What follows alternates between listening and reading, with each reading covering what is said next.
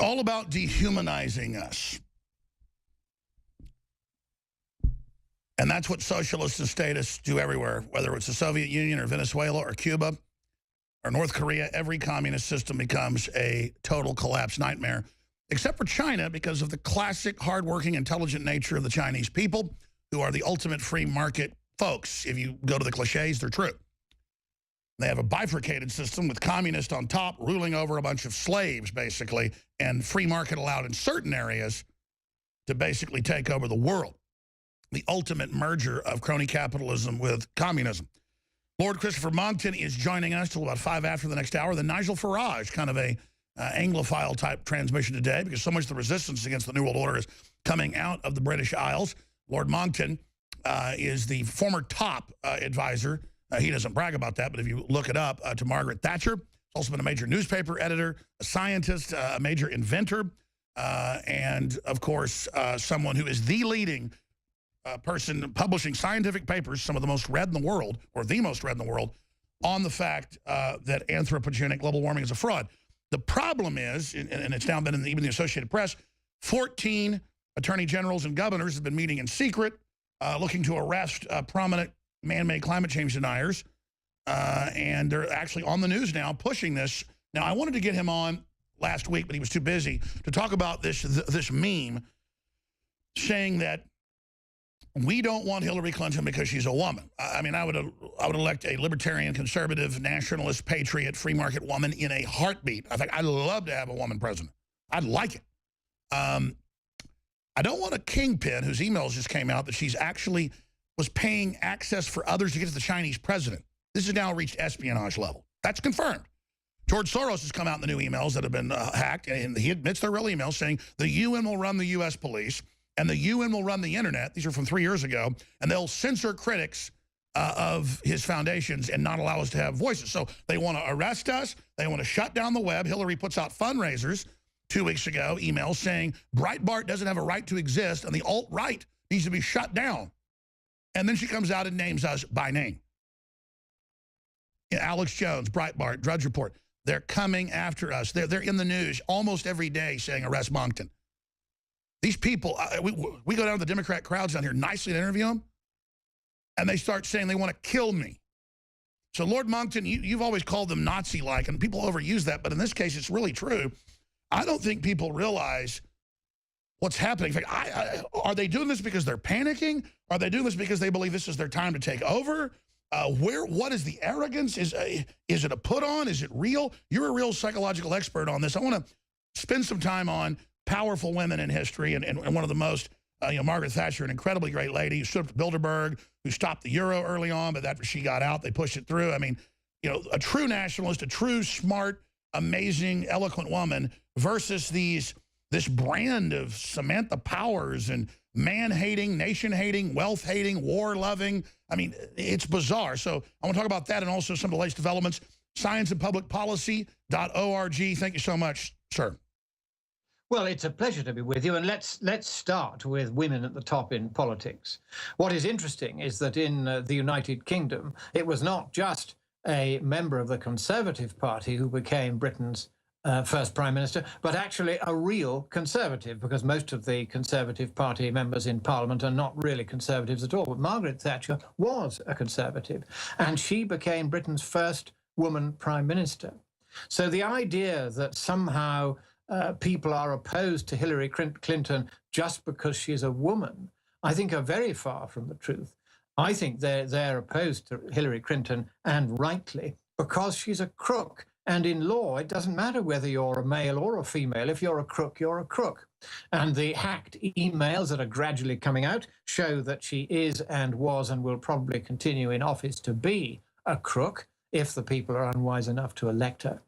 And so, no, there is no prejudice against women on our side of the debate. Far from it, as you have just so very eloquently said. You'll elect a woman provided that she is libertarian and is in favor of peace, low taxes, and none of the hideous totalitarian experiments that you showed in that clip before this segment began. The idea that in Britain now we're using babies as fuel in hospitals. Now, this, of course, is the ultimate ghastliness that even Dr. Mengele didn't think up in Nazi Germany. And what is astonishing is the lack of self-criticality on the part of the communist or fascist left, because, of course, the communists and the fascists are really two sides of the same hard left coin. In fact, if one goes back to China that you mentioned earlier, the early Chinese imperial philosophers said, right, there are the big divide in politics, and it still is the big divide today, thousands of years later, is between the totalitarians, they call them the legalists, and the Confucians, we call those the libertarians. So the totalitarians versus the libertarians. And now the totalitarians have learned to claim they're the real liberals, but they're not. No, of course they're not. I mean, the word liberal doesn't apply to the likes of Hillary Clinton. It doesn't apply to the so-called Democrats. Indeed, the word Democrat doesn't apply to the Democrats either. They're not Democrats. They don't believe in elections. They're merely a stepping stone on the way to total totalitarian control. You just have to look at the number of treaties that Mr. Obama has busily been trying to put in place. Look at the euro, unelected. Well, Euro is a good example. We, thank goodness, stayed out of that. I worked very, very hard to make sure that we did. Yeah, I should have added you're a major leader of that as well. And of course, it's not about credit, but people need to know why you're so derided and attacked. I mean, you were like just as important as, say, our George Washington in our beginning in this fight against the New World Order. I mean, it's epic to be able to talk to you about. I get you everywhere, but the truth is that these battles do have to be fought, and they have to be fought very hard, because the international totalitarian left are hoping that they can take over. Why, for instance, are these 14 attorney generals conspiring, for it is a conspiracy, to try to move against that provision in your constitution which guarantees free speech, by saying that those of us who are doing academic research, and quite good academic research at that, say I, suggesting that they've over-egged the pudding on global warming, should be locked up, should be imprisoned for daring to have a point of view other than that of the totalitarian state. Now, this takes us right back to Hitler, and there's no point in not saying so. Of course, they will immediately say, oh, yes, whenever the right get fed up, they say that the socialists are that Hitler was a socialist. Well, yes, he was. It was the National Socialist Workers' Party of Germany. Of course, he was left-wing. That's the name of it. And then the leftists lied and said he was right-wing. But let's expand on this briefly, because I want to get back to Margaret Thatcher. I've never had you on to talk about her. And sometime when you've got a full hour, I know we had some mix-ups today, I'd like to just spend a whole hour on her. She's so interesting when this election's over. What would Margaret Thatcher think today? I mean, you're somebody I know from reading newspaper articles that would advise her sometimes hours a day. She really, you were one of her main confidants. She really trusted you. She was a really smart lady. And obviously she was smart to trust you. You're a really smart guy, obviously. What type of person was Margaret Thatcher? Why was she willing to buck the entire globalist system? And why don't we see more leaders like her? Why don't we see more men like her? I think the reason is that in politics, it's much government, by its nature, tends to be on the totalitarian rather than on the libertarian side. Government is about control, sometimes for good ends, usually for bad and selfish ends, but it is about control. And therefore, there is a tendency in every governing system to move towards totalitarianism. And one of the exciting things about the constitutional developments that began in the era of Magna Carta and carried on steadily. And of course, the American Revolution is part of that tradition of transferring power back from the totalitarian center and into the hands of the people. The American Revolution was fundamentally a libertarian exercise, as was Magna Carta, and as was the election of Margaret Thatcher and her political triumph. These movements towards libertarianism were and are and continue to be valuable. But of course, the totalitarians don't like this.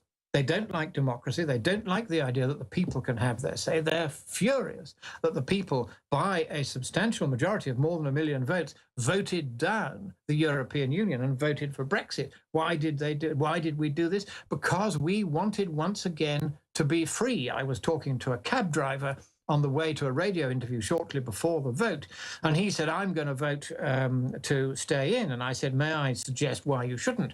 And he said, yes. And I told him how an EU law is made, which is exactly how the left want to make laws everywhere. No democratic input whatsoever. The whole thing done by commissars behind closed doors.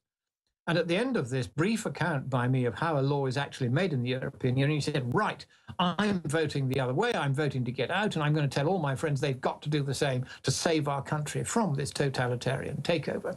So there is now a real battle going on, a battle which you've been fighting with more than usual prescience and still more than usual vigor for many decades, which is between those who wish to shut down all opposition, and this time not just on a national but on a global level. And that's the significance of Obama and his treaty making. That's the significance of Obama and China ganging up together. Come on, we're all communists together. Let's lock the West into this climate nonsense by ratifying the climate treaty. Now, of course, Obama can't actually ratify the climate treaty because your Senate has to approve it. Sure, Lord Monckton, I want to get to that in a moment, but since I was about to interrupt when you led into this, I see articles every day in the Economist, the Financial Times of London, the New York Times, in fact, the Washington Post. I've got a stack of them here.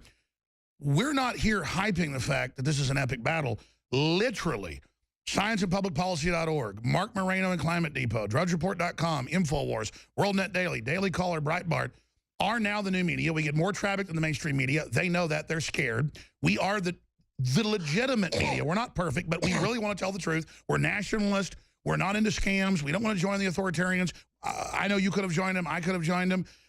They admit that we are now defeating them at this point. They are in full crisis mode and say we must get Hillary elected. Brexit and UKIP and Nigel Farage and Lord Monckton is spreading everywhere. If the next domino falls, this is the Washington Post, we're over. The G20, as you know, is set to meet, and their new focus is nationalism from Spain to the UK to the United States to Australia rising. They are in panic mode. So I want listeners to understand, we're not just sitting here telling you all this and saying we've got a fighting chance, but the enemy's going to strike back. This is epic.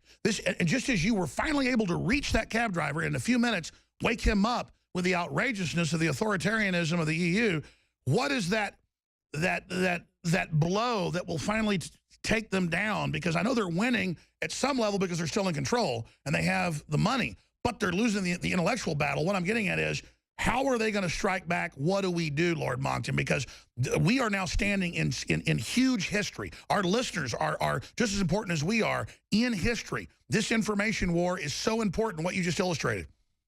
Now, we have a mechanism which is very useful in the United Kingdom. I've used it against the BBC. I've used it against government departments. It's called judicial review of administrative action. It's not particularly expensive, provided you know how to work the system. And it allows, if a public authority oversteps the mark, and that's what totalitarians do, they'll always go beyond what the law allows. Here is Obama saying, I'm going to ratify the climate treaty personally.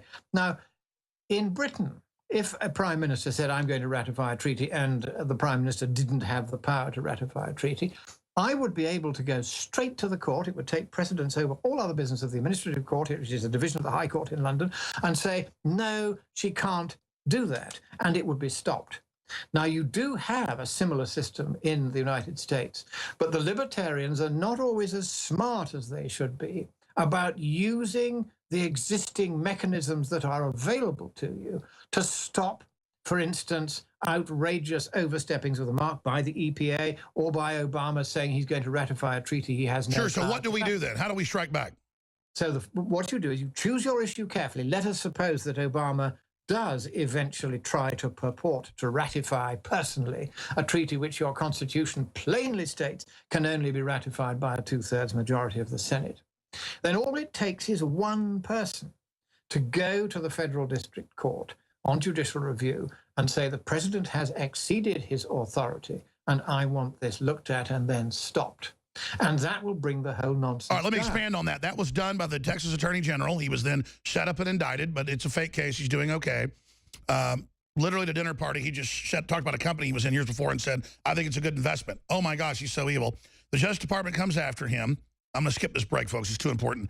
We're going to lose all the free speech if we don't do this. This battle's total. And then the Supreme Court and others ruled, okay, Obama is not allowed to just ignore law and let illegals in and not even test them for diseases. Stop. Yeah. And Obama said, I'm not stopping. What do you do at that point when he is a naked Tyrannosaurus? Well, he is then in contempt of court, and you go back to the court for an order requiring him to stop. And once you That's right. Where is the Supreme Court on an injunction or Congress? With that court order could be prosecuting Obama impeachment. If you go to the court and you say you've made an order, Obama has decided to flout it, if that's what's happened here, and I haven't looked at this. Well, the word is Scalia was going to rule against him, and then if that's what's happened, then he is in contempt of court. And if you go back to the court and you say you gave this order, he is ignoring it, then they can issue an order for his arrest and imprisonment until he agrees to comply with the order of the court. And that's what you should do. It's not expensive. It is your right. And the court, if it has made a plain judgment and he is plainly flouting it, has no choice, even if it's stacked with all his cronies, it has no choice but to order his arrest. And that's what you've got to start to do. I mean, I did this a few years ago when the British government was trying to pass a thing called the Maastricht Treaty, which was the latest stage then of locking us into this EU monstrosity. And I discovered that against Parliament's instructions, they'd been spending taxpayers' money on various aspects of the Maastricht Treaty, even though we hadn't at that time ratified it. And this was contrary to the law. I took them to the Court of Session in Edinburgh, which is the equivalent of the Administrative Court in London, and the Attorney General for Scotland, the Lord Advocate, as he's called, had to come personally to try to defend himself in court. And in the end, he won on a technicality because the EU budget at line 14,973 for the previous year had overruled the British Parliament's decision, and the British Parliament had never read this document, so it didn't even know. And on that technicality, we lost the case. But then they came after me for their expenses. And I said no. And they said, you've got to pay them because you came second. And I said, no, I won't. Instead, I want to know the date of the Lord's Advocate's proposed resignation from office. And they said, what do you mean? I said, those are my instructions. I told my solicitors, you tell them that. So they told the Lord Advocate's office that I wanted to know when he was going to resign. And the point is, you made them admit that Al Gore's movie was a fraud, so they stopped showing it in UK schools. You've done this scores of times. Let me ask you this then. And by the way, I'll put it on screen if you didn't know, because it didn't get a lot of attention. The Supreme Court 3 months ago ruled him just ignoring law and saying the border's wide open and ordering them to ship illegals in to God knows where is illegal. He has continued. I can put the CNN on screen, Lord Monckton, so you can see that. Then, as I say, let me just finish this story, because when I told them that he'd have to resign, they backed off and said, okay, we won't ask for our costs. They knew he was acting against the law by demanding costs from me, and he couldn't get away with it or he would have gone to prison. And it's the same with Mr. Obama. If the immigration decision of the Supreme Court is sufficiently clear, and if it is sufficiently clear that he is in breach of an order of the Supreme Court, it says he's breaking the law, then all you have to do, if he continues to break the law, is to go back to the Supreme Court and say he's still doing it, and ask for them to order his arrest and to be brought. Sure, and I mean, to their credit, even though Scalia was dead, yes, the split court still said Obama was wrong. So, I mean, it's very clear. So what you must now do is stop simply bloviating and start acting. You have to do what I did, take them to court. And it's really simple. The mechanism in this case is that if the Supreme Court has issued an order of which he is in breach, then all any citizen has to do is to go before that court, say, here is the evidence that he is in breach, and I want it stopped. And they are then obliged to order his arrest. They are obliged to order him to attend the court, obliged to give him his chance to have his say and say why he thought it was appropriate to ignore an order of the Supreme Court. And if they are not satisfied with his explanation, and if he continues to refuse to back off, they can and should, and if you want my guess, will send him to jail. That's how you fight back against these people. Use their own mechanisms against them. I agree. And I guess I could go file it. I don't want to just bloviate here, but who should go file this? It should be a governor? Any citizen. Any citizen has the same right as any other citizen when there is a breach of a court order as serious as this. Any citizen. Right. Okay, Lord Monckton, we're going to go to break in a moment. So just hold for just one moment. But first, I want to just add to listeners and viewers, we're in an information war. It's very important to support the broadcast, spread the word. Internet censorship is kicking in. Don't take this show or scienceandpublicpolicy.org for granted. Spread those papers, those articles. We're in an info war. Show people the facts. Take advantage of our Hillary for Prison T-shirts at cost, $9.95, shipping included. That's at cost with shipping, $9.95. BioTrue Selenium, amazing cofactor in the body. You must have it for electrochemical activity. 20% off based on mustard seed, the best formula out there. Vitamin Mineral Fusion, incredible multivitamin with all the amino acids and cofactors, great tasting fruit punch, absolutely organic and natural. 20% off, InfoWarsLife.com, or call toll-free 888-253-3139. But whatever you do, get that Hillary for Prison shirt because it's shaking the media up. Okay, getting back to you, Lord Monckton. What else is on the table here? What other big events are happening? What else are we looking at that you're tracking?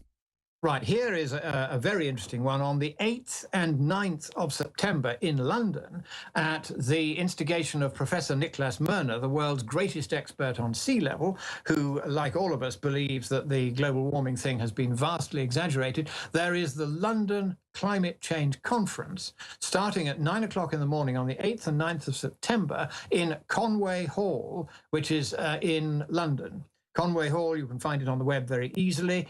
Just turn up on the day and come into that conference. We have professors from all over the world, leading doctors and professors of science, and we will be looking at various scientific aspects of this climate change question. I will be chairing the open session of the conference. I'll be concluding the final session on the 9th, which is the second day of the conference, by making a major announcement about errors that have been identified in the computer models that have produced these wildly exaggerated predictions of global warming. These errors are serious, and once the errors are exposed, that's the end of the scare. So make sure you make your way to that climate change conference in London at the Conway Hall. And that is on the 8th and the 9th of September, starting at 9 a.m. Very important you should do that. Absolutely. Let me ask you this question.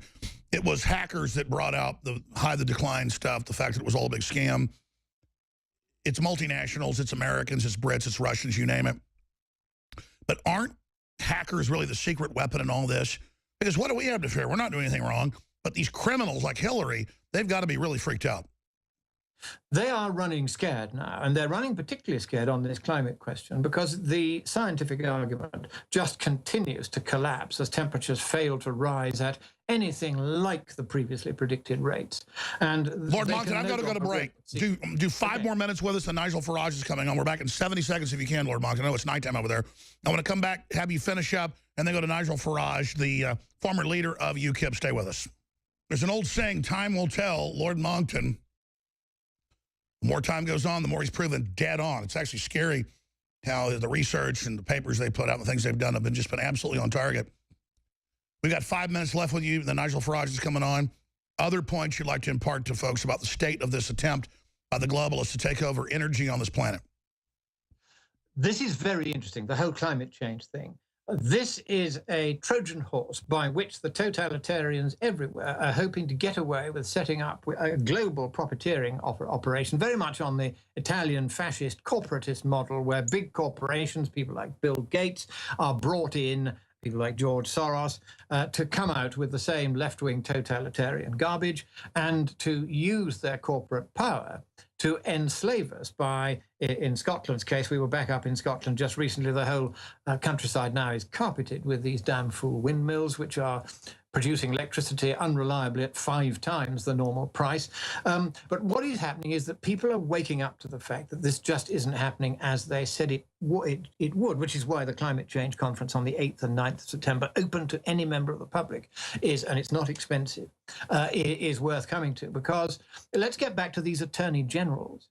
These people are effectively saying, we are not going to allow freedom of academic research. We are not going to allow freedom of speech. We are going to lock people up if they say things that the left-wing Democrat establishment disagrees with. Now, this, in fact, is a very serious abuse of power on their part. And again, in Britain, I would have them straight in front of the court on judicial review if they tried that. And I think that what seems to be happening in America is that you do not exercise as vigorously or as often as we do the right to call your leaders, particularly the left-wing ones, in front of the courts where they wildly overstep the legal mark. And that's what these attorneys general are doing. They have set up what is in effect a conspiracy to circumvent that provision of the First Amendment of the Constitution that guarantees the right of free speech. And that conspiracy is illegal. It's contrary to their oaths of office, where they specifically state that they will, it's the standard form of oath of office, serve to protect and defend the Constitution of the United States. And again, any citizen has the right to go to his nearest police station and say, I want this looked at. And they will act baffled at first. You have to be very persistent, because they're used to chasing after people who are speeding at 1 mile an hour over the limit. They're not used to going after big governmental people like attorneys general. So you do have to kind of stiffen their resolve by just look at how Clinton almost got taken down by people in lawsuits over Paula Jones. You're absolutely right. Well, that's exactly the thing. You mustn't sit there passively and just wait. Going to court is, if you target it in the right way, a lot cheaper than it sometimes seems. And it's well worthwhile getting together. You could be one to organize this, Alex, a legal fighting fund. And then people like me can be organizing you for free and helping you out with the legal niceties of this round the back. And you can then make sure that various citizens come forward and one by one start challenging these increasingly flagrant, increasingly open. Because we've all got standing. I mean, this is designed to screw us over. We've all got standing. That's right. Everyone has standing because these are criminal matters. Remember the general rule in criminal matters, even though the Supreme Court has tried in the past to narrow the focus of who has standing in front of it. In a criminal matter, everyone has standing, because a crime is a crime not just against the state, it's against you and me. Sure. So you can always assert that. You can always go. Well, Lord Monckton, you're absolutely on target. In 30 seconds. You want to stop. Didn't they go too far, though, Soros trying to rally folks to go kill police? I think that's where they went too far. I think people really woke up at that point. I think that went too far. I think Hillary Clinton has gone too far. The whole Benghazi Gate thing still hasn't been settled. Her emails, that still hasn't been settled. More revelations still to come, I suspect. This is a very corrupt administration, where the president is openly defying the law and the Supreme Court, and where the people... You're right. Lord Monckton, we're out of time. And allowing it. Thank you so much, Lord Monckton. Powerful. God bless. God bless you. All right, we'll be back.